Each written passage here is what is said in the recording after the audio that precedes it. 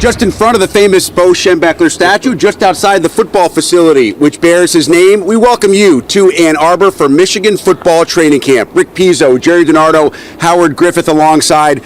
Jerry, I think it's fair to say this is one of, if not the most anticipated stop on this tour as we visit the two-time defending Big Ten champions. What are you intrigued to see today from the Wolverines? Two big picture things. One, is this Jim Harbaugh's best team? Everyone says it most likely is. They're going to be talented.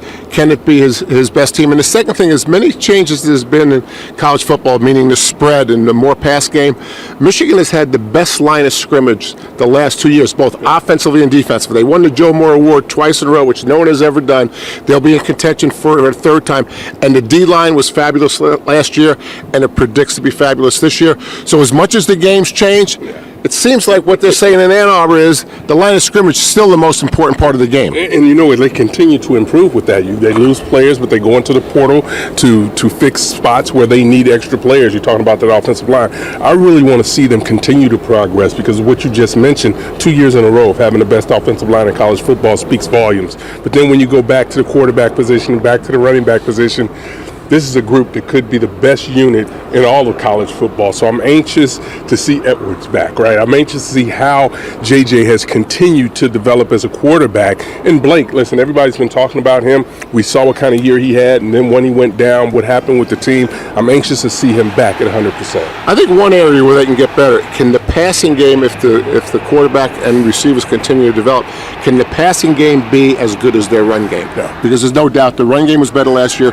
It predicts to be better this year, but to win, to meet their goals, I think if pass is as good as run, it's going to get them a lot closer. We saw glimpses last year of a young tight end by the name of Colston Loveland, who Jim Harbaugh believes could be the missing piece to get that passing game to where he and this Wolverine offense wants it to be in 2023.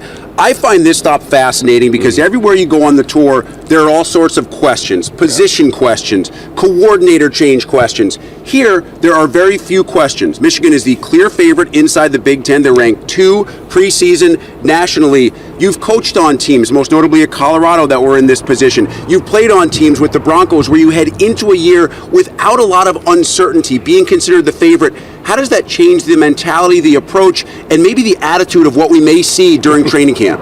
I think J.J. McCarthy has told us. I think he's laid it out. Beat your rival, win the Big Ten, and bring a national championship back to Ann Arbor. So we may think the business is done. We may think they don't have any questions, but they haven't won the national championship. Yes, they've beaten Ohio State the last 2 years.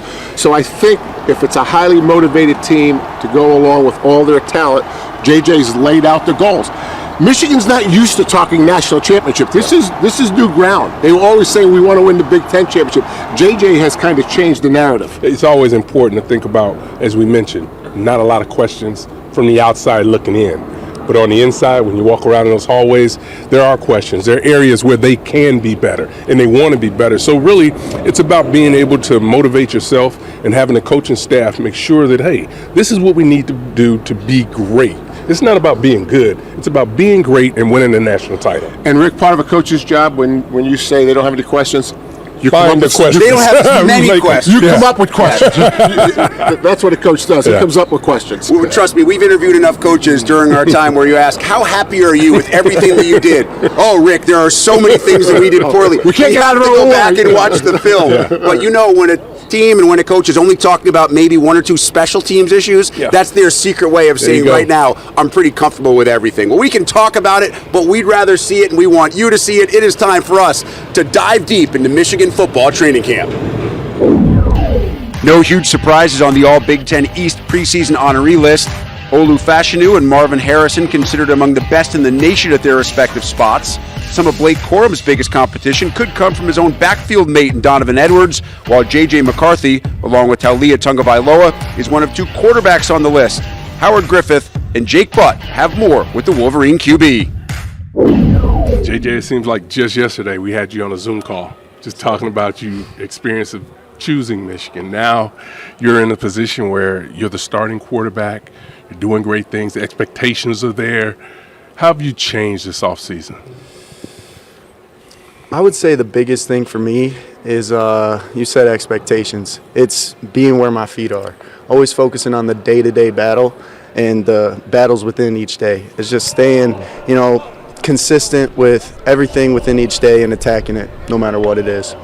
Along those lines, Howard and I were talking about, you had a tweet back, I think, in 2020. Yeah. It was a tough time for the Michigan program, tough time for the Michigan fans, and you came out and kind of said, hey, guys, settle down. We're going to get this thing steered in the right direction. And now, obviously, back-to-back Big Ten champs and watching practice, there's a buzz and there's an energy about it. Can you just reflect on that journey from that tweet to where the program is right now? For sure.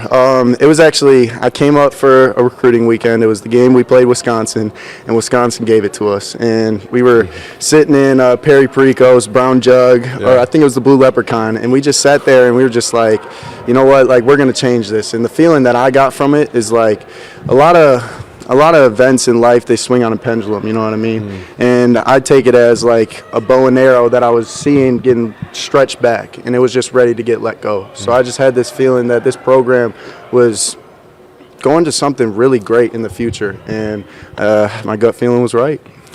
It just wasn't your feeling. Talk about some of the other freshmen that came in with you. You guys had a feeling together. Yes, sir. And you can make the argument that you all are the reason, or one of the key reasons, that the program really started to elevate. For sure. I mean, my class, we were fortunate enough to be right there to make the change right away. I mean, that was such an opportunity that we wanted to capitalize on. And like Junior Colson, Donovan Edwards, a couple of other guys, we were just so hell-bent on focusing on each day and getting better each day and just being positive, loving life, loving being here at Michigan, and just trying to rub it off on no matter who it was. And it did in a great way, and I was just honored to have those guys do it right next to me. I heard some stories about some of those guys you just mentioned, Donovan, some of the running backs, some of the receivers. You'd go play a game on the road, you'd get back at midnight. You guys would come in here the next morning and get that extra work. And obviously the listeners know that that's important, right? But it's easier said than done when you're sore and you're tired and you're the heat of the season. Did you even, a couple questions, did you have to pull them along, or was it something that's embraced right away? And what does that do for you guys from a trust standpoint that allows you to succeed on the field? I didn't have to pull them along at all. It was literally as simple as being on the plane, hey guys, want to go get some work? And they said, oh yeah, let's get it. And from the get-go right there, I just knew that, something special was brewing in that class and with the guys around me. But, it was just, with the whole team, you never have to, pull at guys to get in the gym or pull at guys to get extra work.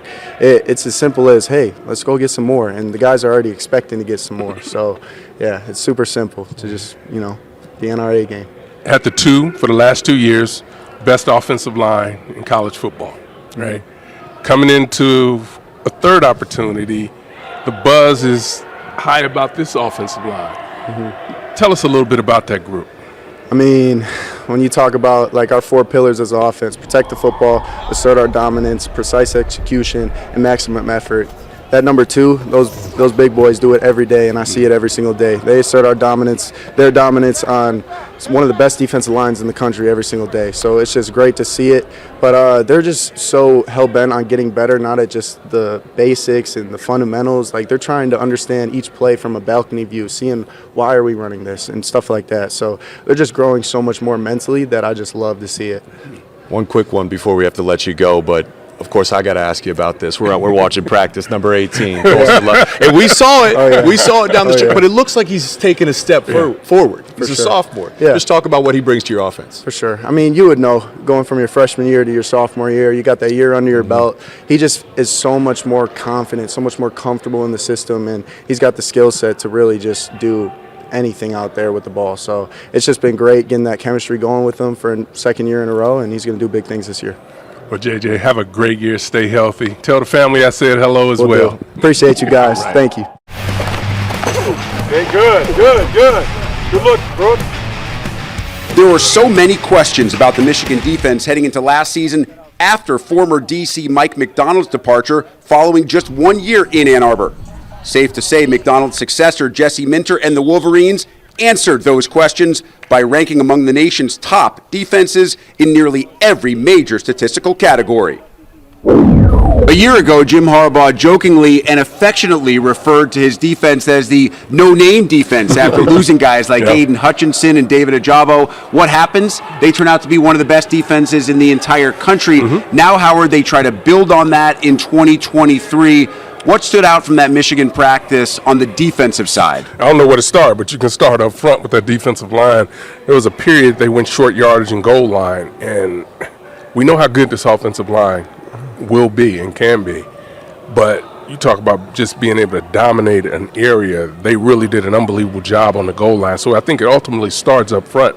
Then you think about this linebacker group that can run and really make a lot of plays. So this defense, if they called it no name last year, you might want to go down that road again, but you got to make an argument that this defense may be better than last year's as well. Yeah, I think they probably are better at this point as they were a year ago. I think what was impressive is the way they run, which wasn't a surprise. I think part of their success, Rick, and to your thing about no name last year, no name this year, could be better. I think a lot of this has to do with the way they're prepared. This was a physical practice, right? So this defense saw downhill run today. They saw a 3rd and long against an offense that can throw the ball. I mean, this defense sees more varieties from this offense than I think any other defense that we've seen or will see. And I think that has a lot to do with preparing them for the season. What does that mean against other look offenses, spread offenses, teams that are not physical, that go wide open? Is that an even bigger advantage for a defense that is this physical? Well, they're getting physical. They're getting spread work here as well. Yeah. My point is they're getting both. They're getting a downhill and a spread more so than I think that any other offenses that we've seen. We've seen maybe some offenses that run it more than Michigan do. We certainly will see offenses that throw it more, but no other defense will see a blend, in my opinion, of the spread and the downhill run that they saw today. And this is what's important. Sometimes you talk about playing complementary football. Here you can make the point that they coach that way, right? So the defensive coaches know exactly what they need to get prepared when you talk about going spread, you talk about downhill. So the offense can provide that because they're so multiple, right? So you really see them working really well together, and it shows up on the practice field because this thing ramped up today. Right. It was early. It was, just kind of not going through the motions, but we're doing what we need to. And then they got into situational football, and it was time to go. It was go time for them because they said, okay, this is live period, and you watch this team really excel. I think Jesse Minter being in his second year as defensive coordinator is another real plus. He's real comfortable. He's comfortable with the staff. He's been through it before, so I think that's a major plus that Jesse's back.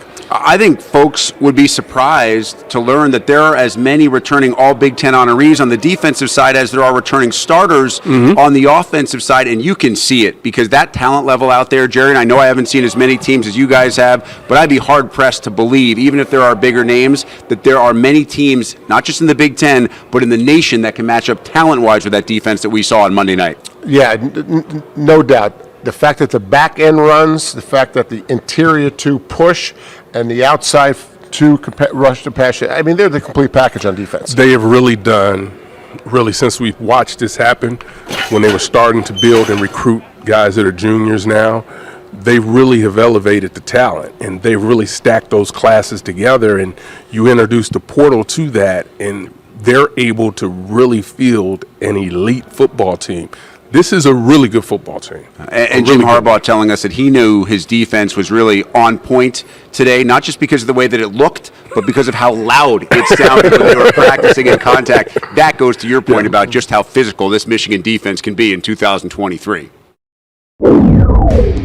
Here are the numbers to back up that statement. The 2022 Michigan D was top 7 nationally in points allowed per game, yards allowed per game, and yards allowed per play, and top 20 in team sacks, despite the fact that only Mike Morris ranked among the country's top 50 in that category individually. Jerry is with defensive coordinator Jesse Minter. Coach, your dad, Rick Minter, was a very successful college coach. He's an analyst now on the Michigan staff. What did he teach you about coaching? Wow, that's a loaded question. Probably just the majority of the things that I've learned. So as a kid, it was more about seeing seeing the team, seeing the camaraderie, seeing how football was a kind of a sport that would bring people together, seeing the impact that he could have on his players. I think as I got older, especially defensively, really just how you can attack people, how you can try to take advantage of schematic things, try to take advantage of formations, tendencies, all that type of stuff. So just an encyclopedia of knowledge for me now, just to have on the side and be able to go talk to. So tremendous resource for me. How old were you when you decided to go into the family business? Probably really young. I don't even remember. It's just what I've always wanted to do. I used to follow him around practice at Ball State when I was real little. Try to dress like him, walk around like him, chase the players around. So it's definitely in my blood and something I've kind of known as my track my whole life. You're going into your second year as defensive coordinator here. I know you've done it at other places, probably not with the kind of talent that you have here at Michigan. What's different going into the second year, coaching a talented team like this? Year 2 for me, year 3 I think for our players and sort of our schematic system that we brought here with Mike McDonald before me. So I think it's just a huge advantage for myself. Nothing is new now, so you go through spring, you know how it's going to go. You get to training camp, you know how coach runs things, how it's going to operate. Tremendous advantage to be around these guys all off season. Really get a chance to get to know them even more on a deeper level, get to know each other, really dive into what motivates us and what we're chasing, and just couldn't be more excited to be back here for another year. What's left undone in camp? What do you want to get done that you haven't gotten done so far? I think we respect and we appreciate kind of where we're at right now, but we're never satisfied. So we need to keep stacking days. We need to keep getting better. A huge emphasis for us this off season going into this year has been a pass rush, creating pass rush with 4 or 5 rushes, not always, blitzing as much maybe as we did late in the year. And so that's been we've made tremendous progress there. The players have taken ownership of that. Coaches have taken ownership of that. Continue to build depth, just a long season. I feel like a strength of ours early last year was the number of guys we played. That waned at a few positions as the year went on, and so we want to make sure that throughout the whole year we're building to be our best at the end of the season. As much spread as you see, and then you watch practice today, and it was such a physical practice. How does going against this physical offense help you the rest of the year? It's a dream. It's a dream offense for a defensive coordinator to get to be like, this is your offense in training camp that you get to defend. We do so much schematically. Sherrone Moore, those guys are the best in the business at what they do, offensive line, all the passing game. So it challenges us. I think we challenge each other. Iron sharpens iron. We love going at it. Our guys are really competitive, but it's never combative, and that's what's so great about this place is just the culture of making each other better. And so it's a tremendous offense to go against. You have to defend everything from big boy ball to spread out, and so you kind of get a chance to see everything, and it helps be prepared for the season. Go through all 3 levels, line, second level, and secondary, and mention some young guys that we might see that we haven't seen before. Yeah, sure. I think up front, a guy that started to play some reps late in the year was Rayshon Benny. I'm really excited about him. He's going into his 3rd year, but almost seems younger than Mason, even though Mason's a year younger. Kenneth Grant, I think, is going to be a guy everybody's going to know about. He's nose tackle. Big body. Looks like a Michigan defensive lineman that we've had here. I think at the second level, Jaden Hood is a linebacker that has progressed to add depth to our linebacking core. I think Ernest Hausman, transfer from Nebraska, is going to be a really big-time addition for us. In the back end, I think it's a whole host of guys. We have a lot of experience returning, but there is some open competition for some cornerback play, 3rd, 4th safety, those types of positions. Keon Sabb is a guy that we're really pleased with how he's progressing. Josh Wallace we picked up as a portal, so he's not young, but he's new for us. Right. Very excited about him. Amarion Walker, Keyshawn Harris, some of the names that haven't played a lot here that I think will give us what we need throughout the year. Okay. Appreciate your time, Coach. Appreciate it, Coach. Yeah, thanks. I love playing for Coach Harbaugh. Coach Harbaugh is like a football dad. He's going to go to the ends of this earth to make sure that this football team is the best it could be. You would do anything for him because he would do the same for you. I support him through whatever. That's my coach. Number 1 for me as the football coach is just watching the way our guys have trained this offseason, and you just can't wait to unleash that this camp and into the season. What's left unsaid is that playing for Jim Harbaugh these days also means winning a lot of football games. After matching Michigan's single-season win total in 2021, the Wolverines set a new standard with 13 wins a year ago. and there's no question Coach Harbaugh and company have plans to make that record short-lived as well. And we're thrilled to be joined by the head coach of the Michigan Wolverines, Jim Harbaugh, former Wolverine tight end Jake Butt with us as well. Jim, really crisp practice that we got to see. I know when we spoke in July in Indianapolis at Media Days, you couldn't hide your excitement about getting out here with this particular group. What do you like the most about this group? Just every day. I mean, they come to practice every day. They bring in enthusiasm and excitement to practice. I mean, there's a real talent to be there every day. You know, your best ability is availability, and the mindset they show up with, that really excites me on a day-to-day basis. As far as excitement goes, Coach, you made a comment at the media days calling JJ a once-in-a-generation talent, one of the best quarterbacks you've been around. Of course, we know about his talent, but I'm wondering what gave you so much confidence to make that statement in JJ's progress throughout the offseason? Well, not just the offseason, but the season he had last year, and then the offseason, just to watch him grow, mature. The spring practice had a tremendous spring practice. Being there, being around him daily, weekly, monthly, yearly now.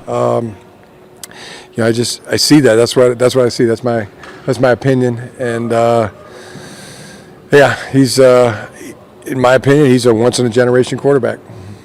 Those two running backs, I think it's safe to say that you have the best running back room right here in Ann Arbor. I saw Donovan Edwards made a comment the other day saying, hey, defense it's going to be a challenge when they're both on the field together in terms of how they complement each other. I'm curious if he was hinting at something. Maybe we'll see more of the two running back packages, and to build off that, how can they even be better than they were last year? Blake looks even stronger, faster, quicker. Donovan is much stronger. So I think you're just going to see better versions of each of those guys. And, just to answer your question more specifically, I feel like I didn't give a great answer on JJ there.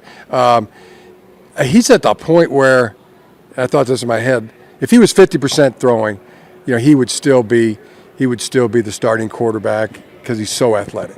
If he was about 50% athletic, he had some kind of nagging injury, he would still be the best guy because he can throw so well. He can do both of those things at such a high level, and the mind is so locked in. He's so smart and cares so much, and the toughness is there. It's just everything you look for from a quarterback and a leader.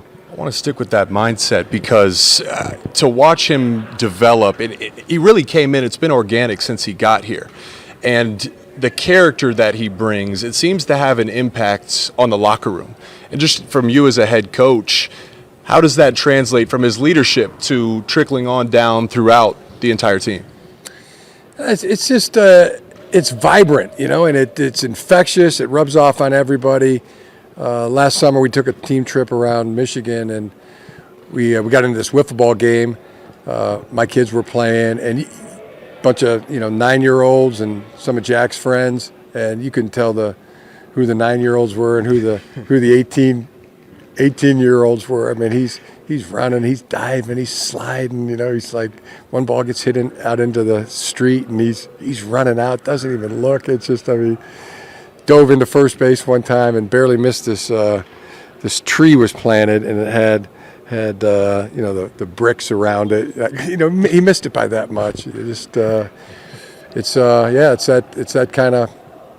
He's got the enthusiasm of a 10-year-old guy. It's a beautiful thing. It's that vibrant and it's that infectious. It rubs off on the team. And obviously, so much skill on that offensive side. But you look up front, Jim, and I don't know that it had ever been done before. Back-to-back Joe Moore Award winners as your offensive line group is named best in the country 2 consecutive years. And there are some who believe this one can be even better. How has that depth developed? How have you gotten to the point where this offensive line is one of the best in the nation every single year, regardless of who has to be replaced? Well, we returned 4 really good players in Keegan, Zinter, those 2. Tremendous. Trente Jones, Carson Barnhart.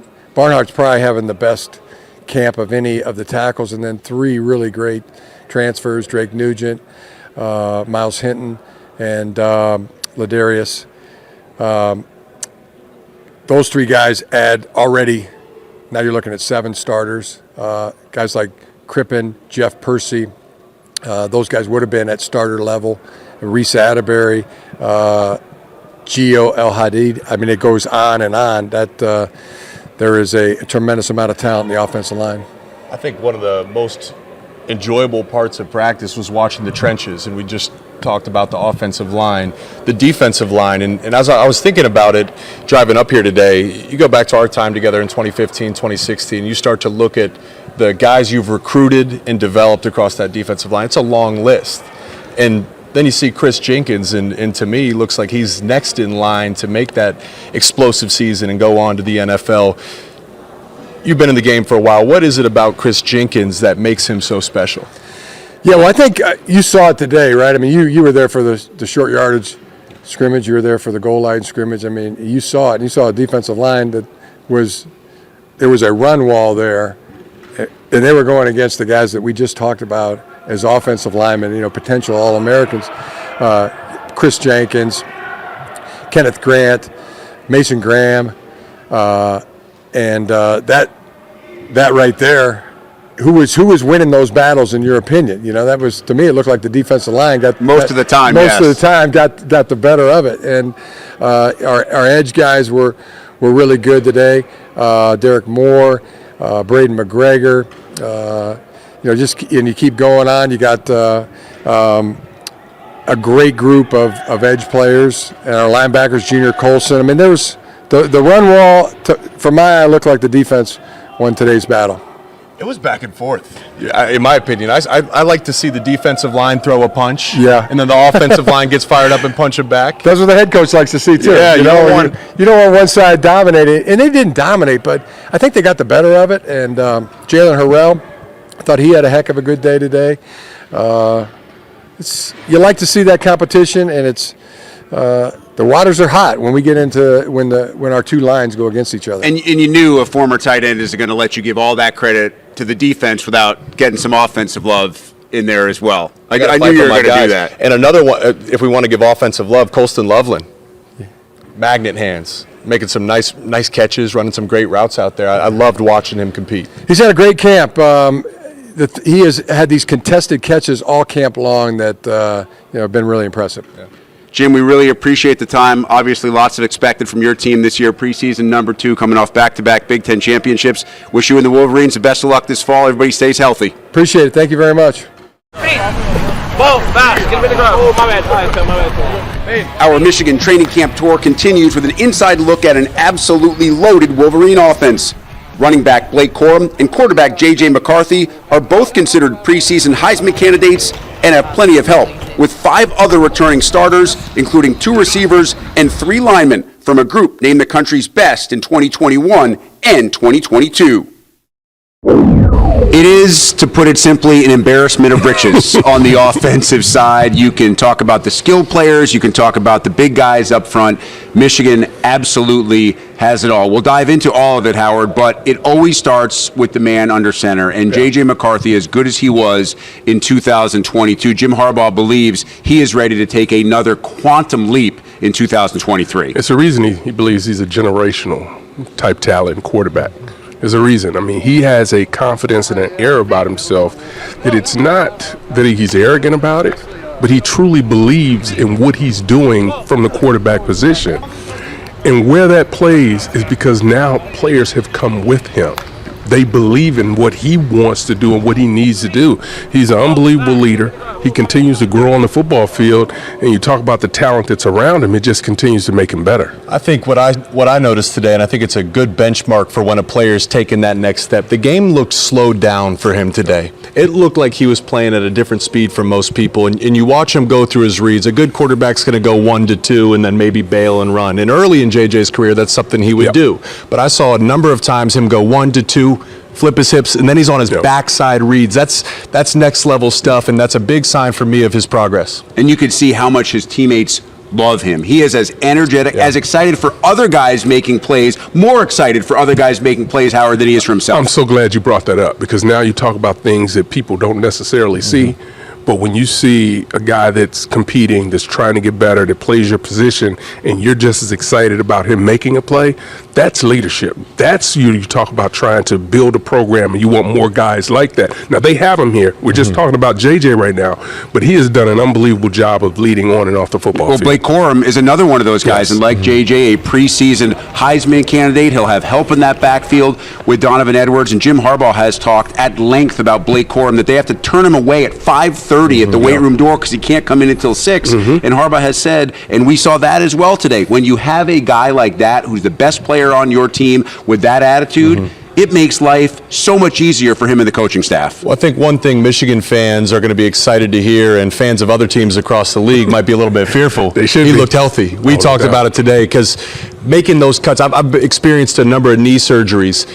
It's the unplanned cuts where you have to react, and he looked confident doing it both ways. One thing I also noticed, catching the ball out of the backfield, adding that extra element. You want to get a little bit better every single year. That was typically Donovan last year. But maybe you have the option now to keep them both on the field. Blake running routes out of the backfield looked even crisper, caught the ball smooth today. So again, similar to JJ, their leaders are taking steps forward. Or even gives you the option, and I don't think it would be out of the question to see a lot of that this year, Donovan Edwards on the outside, Blake Corum in the backfield, that helps the wide receiving core, because if there is a single question, I guess, Howard, with this offense, it would be who's the guy on the outside that can beat you, because the tight end room is remarkably talented as well.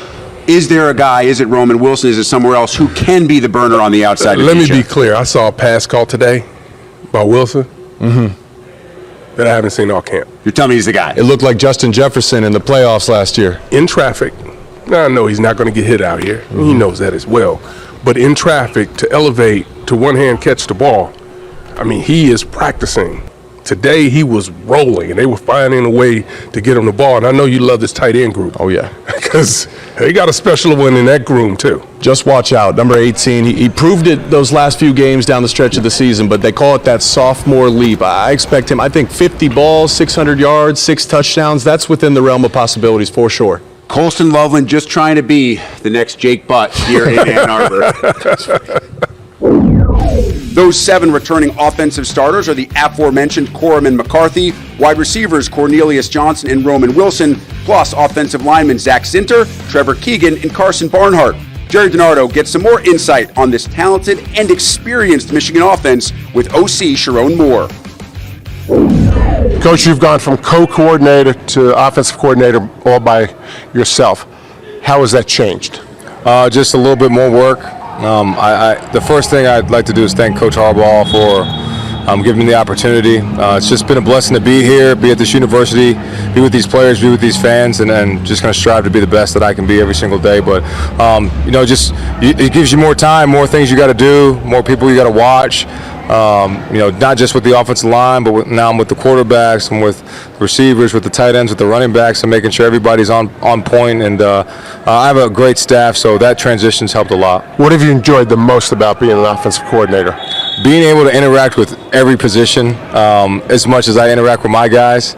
These guys, they just bring so much joy to me, to my life, every single day. So being around these guys has just been awesome, and now being able to go in the receiver room and talk to them and coach them in the running back room and the tight end room and the quarterback room, and I've already had a great relationship with JJ. It's just been a very smooth transition, and I'm so excited about it. I believe the most difficult job in college football is the play caller on Saturday. How have you grown as a play caller last year? Yeah, I think I made healthy mistakes at some point within the year, whatever games they were, and I've learned from them. I've tried to study other play callers. I've tried to study other people and talk to my closest mentors in the game of football to help me, and it's been really fun. And I think I've definitely progressed, and I never claim to know everything, but I've definitely pushed myself to the limits to get better. How about JJ? Take us through how he did in the spring and how he's done in camp so far. JJ is just completely ascended every day. He's, first you start with his fundamentals, his technique, his footwork, his hips, where his hips are throwing the football, understanding concepts conceptually, not just the play, and understanding everything from a balcony view. We like to say a balcony view. You in the basement, you only see a little bit. When you're on top of the balcony, you see everything. So I think he understands the offense from that perspective, and throwing the football incredibly well right now. He's got obviously all the talent in the world, and he's got a lot of command right now and leadership of the offense. He must have some room to grow. Where do you see his growth what part of his game? Yeah, I think everything. I mean, there's always going to be something. Every single day we try to make sure he fine-tunes every piece of his game, whether it's accuracy on every single play, decision-making, footwork, understanding a certain concept or a new thing that we put in, being able to check things, taking it to the next level in that standpoint where he can check things at the line of scrimmage and handle those things. So he's done a really good job of advancing that, and he just keeps pushing himself there. I know you're excited about the wide receivers, especially the young guys. Tell us specifically about the wide receivers. Yeah, I mean, C.J. Johnson, we're excited about Cornelius and what he's done in the past. Roman Wilson, electric player. These young freshmen, Carmelo English, Samaj Morgan, and Fred Moyer especially, those guys have really stood out and been game changers for us, I think, on the outsides. I think they're going to have really good years. I think they're going to have to help us early. So excited about the whole room as a whole, but those three freshmen specifically have done a really good job for us. I thought today was an incredibly physical practice. Is this pretty typical of what you guys have been doing every day? Yeah, we get after it every single day. I think when you're in helmets and spiders, you're non-contact. We still go fast, we don't have the collision. But when we have pads on, it's physical. We know iron sharpens irons, and Coach Minner and his defense, man. I mean, it's a pain to deal with every day. But we just love the challenge, and we love to toughen each other up. And it was a good day. Appreciate your time. Love watching your work. Thank you very much. Appreciate it. Thanks, Coach. While the Michigan offense returned 7 starters from 2022, the Wolverine defense returned 7 All-Big Ten honorees to a group that allowed less yardage than all but 5 teams in the country last season. Position group-wise, Michigan's secondary could be the nation's best, thanks in large part to corner Will Johnson and safety Rod Moore, who are both with Howard Griffith. Guys, you're a big part of what makes this defense go. Tell me some of the things that you want to see out of this defense when you leave training camp. Coming out of training camp, I want to see just a way better defense than we had last year on all levels, especially from the back end. I think we need to pick up a lot of things from the corners to the safeties, even the back seven, the backers, and just communication and everybody on the same page and just rolling into week 1. Well, one thing we've really been working on is just our effort, our angles, and just playing really fast, playing really hard. So that's one of our goals, just preparing like the best so we can be the best. When you talk about angles, for the fans, what are you talking about? The way you attack the football? Yeah, just like not getting cut back on, just not getting ran past, just really having great, precise angles every time we go out there, not loafing. Every time we're on the practice field, every play, just making it a point of emphasis. Individual things? Individual things you want to work on? Yeah, I mostly want to work on just becoming more of a vocal leader coming from the back end, and also my man coverage, and just being able to diagnose plays more and faster, and being able to help the secondary be able to diagnose everything. Yeah, same thing for me. Really just trying to be a better vocal leader. A lot of young guys, a lot of young corners look up to me, so trying to be somebody they can come to, and technique-wise and all those little things, and obviously trying to make the defense better as a whole. Any competition between the two of you all? Practice, PBUs, what we got? Last year he had more picks than me, so I got to beat him this year. But yeah. Keep that crown. So how does that go through practice? How does that show up in practice? You guys are talking trash to each other then when you're not talking to the wide receiver group? Yeah, we talk trash to each other, especially in practice. But when the game comes, I remember Purdue game. I probably had about 3 at that time, and he had 1. And when he got 2, I was like, "Oh yeah, Will." I said, "Bro, you not beating me. This last game, I gotta get me one." Yeah. In practice, I mean, if he drop one, I'm on his head. So it's good camaraderie for sure. What's it like playing for Coach Klink? He's a because he gets after yeah, now. He gets after it for sure. I noticed that in practice. Yeah, I mean, me personally, I grew up with coaches like that a lot, so I think I'm a guy that kind of needs that and likes that type of coach. So I mean, I love it. He's hard on us when he needs to be, and he pushes us every day. So he's never not going to push us when he sees us lacking or slacking. I like it too because I grew up like that with my parents, not necessarily with coaches, but just somebody always on me. My parents were always like that. So, and him being a coach, like he's made me a better player from my freshman year to now. Is completely different football player. So I love playing for Coach Klink, and he has high expectations for everybody. Tell me about this wide receiver group. How have they been developing through camp and connecting with JJ? Oh, they've been developing pretty well.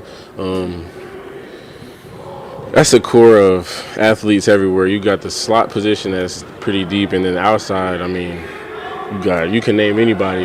So, I mean, JJ's going to get the ball to the playmakers, and that's just how it's going to go. Yeah. One thing I talk about is those young guys. Those freshmen look really good right now, like Samaj, Fred, Carmelo. they're going to be guys that people don't really know about. I think they're going to pop on the scene this year. How have you watched JJ's leadership change? He's definitely a lot more vocal, a lot more, lively out there, just trying to get all the offense going because we've been kind of working him a lot these last couple of days. But, he's just trying to get them going, trying to be a positive leader all the time. So I definitely see it. Talk to me about that front seven. Because watching today, them boys, they was kind of getting after it. They get it done for the run for sure. Like the secondary, we really don't have to worry about making tackles because they get it done. We just got to worry about covering and hope the rush gets there. We want to make it to where we give them enough time to get to the quarterback, not them give us enough time or be quick in the rush. Okay. So we have to cover early. Well, guys, I appreciate you taking a little bit of time with me. Good luck this season. Thank you. Michigan football is, tenacious. Picture a Wolverine fighting a grizzly bear. I'm taking the Wolverine every time. When we go out there and hit that banner, it's for the legends and all the players that came before us. It's really kind of hard to describe because there's really nothing like it. When you just come in, the atmosphere is different, the environment's different. It's a brotherhood. We all play for each other. It's not a one-man team. It's not a one-person team. We all want to get better with each other and bring each other up when we're coming up. Michigan's early season schedule should be fairly easy to navigate. The Wolverines play only 2 teams before November, with winning records from a year ago, and Minnesota appears to be in a rebuild. November should be fun, with a championship game rematch against Purdue, back-to-back road trips to Penn State and Maryland, and of course, the game inside the Big House to wrap the regular season. Closing up our coverage of Michigan football training camp after a crisp practice on a Monday night here in Ann Arbor. One or two of your biggest takeaways from what we saw? I wouldn't call it crisp as much as I would call it crisp and physical. Certainly the most. It could be both at the same time. Yes, it can. Certainly the most physical practice. Certainly the longest practice. The reason it was physical is they took the ball carry to the ground in a 9-on-7 drill. They worked on short yardage. They worked on goal line. So the situations really warranted it to be a physical practice. But we haven't seen that much live tackling, I don't think, and this is our 9th stop. It was as physical and long practices as we've seen. It's clear to me that when you look at Edwards, Quorum, and JJ, that this is the best backfield, arguably, in the country. And they're going to give them an opportunity to make some huge plays, those 3 guys. And then all of a sudden you look up front, and you talk about how physical they are up front with this offensive line. This is a really talented team, and a team that continues to build on the things that they accomplished from a year ago.